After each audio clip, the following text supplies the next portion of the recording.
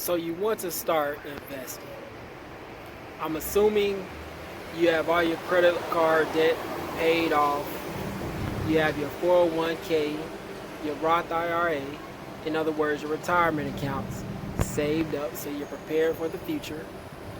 And you have an emergency fund set up that will hold you 3 to 6 months if you were to lose your job. Because when you're investing on your own, first of all, it's not tax advantaged and it's volatile, the stock market itself. You have a little money to spare that you would like to invest instead of putting it in a savings account. Cool. So let's talk about the basics. So there are different funds that people can invest money passively. So these are hedge funds, mutual funds, index funds, as well as ETFs, also known as exchange traded funds. So hedge funds are investment accounts that multimillionaires use in order to invest money passively. You probably need at least $1 million to $2 million for hedge fund companies to manage your money. So a mutual fund is an account that is actively traded, and the interest or the fees that are charged are a little bit above normal. And someone may be fiduciary that's managing an account or non-fiduciary. Fiduciary means that they're working for your best interest rather than working for their own interests. Basically, are they just trading funds or trading stocks just because they'll make more money per trade, or they're working on your behalf? And another thing is exchange traded funds. Now, these, also known as ETFs, now these are buckets of accounts that usually feature a certain sector of the economy, either financials, which includes banks, or technology companies, which include like your Facebooks, your Microsoft, your Google, your Amazon. The last thing is index funds. Now these track the entire stock market itself.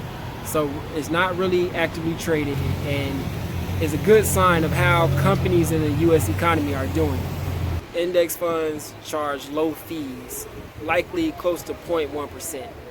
And most people take advantage of them because, as we know, the stock market, since its creation, it's been averaging about 10%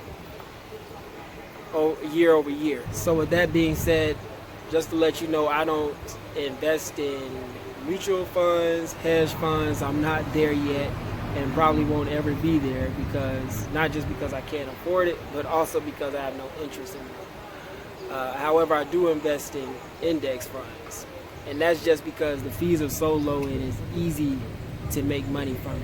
So just to reiterate my point about why I invest in index funds, because they're much cheaper than mutual funds, I would like to cite an article from Bloomberg, and it states index funds and ETFs produce $11 billion in fees a year by charging an average fee around 0.1%, compared to what mutual funds generate, $120 billion in annual fee revenue.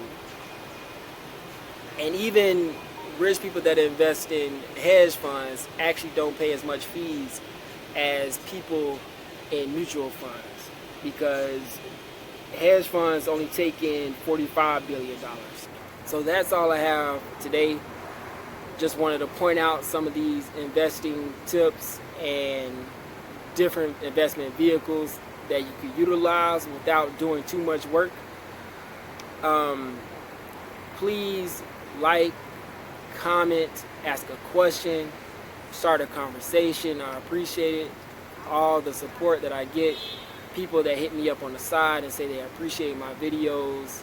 You know, I think it's so important that we start to talk about money and start to talk about our lessons learned from money. So let's get to it. Get your money up.